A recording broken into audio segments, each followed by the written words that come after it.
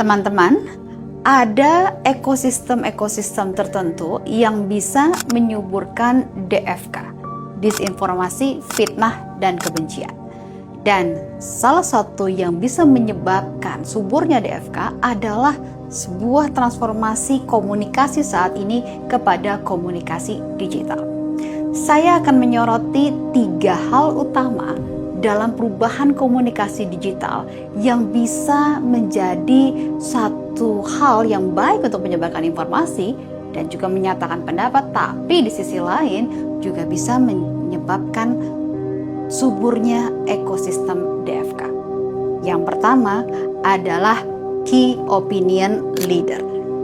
Sebelum era komunikasi digital, seorang Key Opinion Leader adalah seorang yang pakar di bidangnya, memiliki reputasi yang bisa dipertanggungjawabkan dan menyampaikan opini-opininya dalam bentuk tulisan-tulisan di dalam media-media surat kabar dengan analisa dan juga data yang begitu dalam.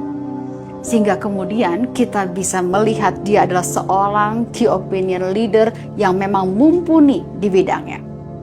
Namun di era digital saat ini kita melihat seorang Key Opinion Leader bisa siapa saja. Seseorang yang tidak memiliki background keahlian di bidang tersebut, namun kemudian bisa menyampaikan opini, sebuah pandangan, bahkan sebuah analisa mengenai satu hal.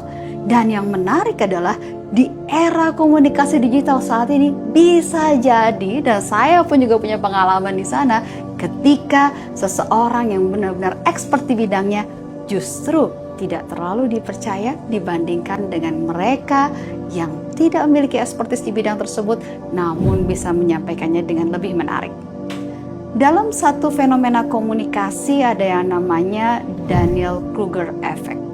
Ini adalah sebuah fenomena di mana seseorang yang baru belajar sesuatu dan kemudian bisa menguasainya dengan mudah, memiliki sebuah kepercayaan diri yang tinggi. Begitu percaya diri sehingga kemudian memiliki keyakinan untuk menyampaikannya.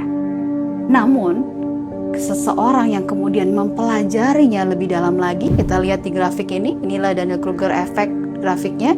Ketika dia mempelajarinya lebih dalam lagi, maka kepercayaan dirinya akan bidang tertentu menjadi berkurang. Karena apa? Karena dia merasa bahwa masih banyak ternyata hal yang perlu saya pelajari. Masih banyak expert-expert yang lain. Grafik itu terus turun dalam proses belajarnya sampai kemudian akhirnya meningkat lagi menjadi confidence level yang cukup tinggi dengan tingkat pemahaman expert.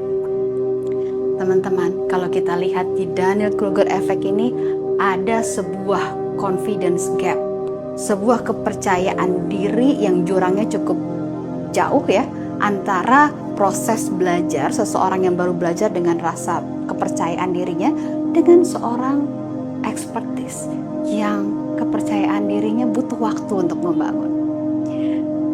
Inilah yang kemudian fenomena kita lihat saat ini. Seorang Key Opinion Leader yang benar-benar expert saat ini membutuhkan waktu untuk kemudian yakin dan menyampaikan pendapatnya, sehingga kemudian kebanyakan silent karena tidak cukup diri, tidak cukup percaya diri untuk menyampaikan pendapatnya. Namun bagi mereka yang baru belajar sesuatu, merasa sangat percaya diri untuk menyampaikan sesuatu. Inilah sebuah perbedaan dari komunikasi before digital dan sekarang digital.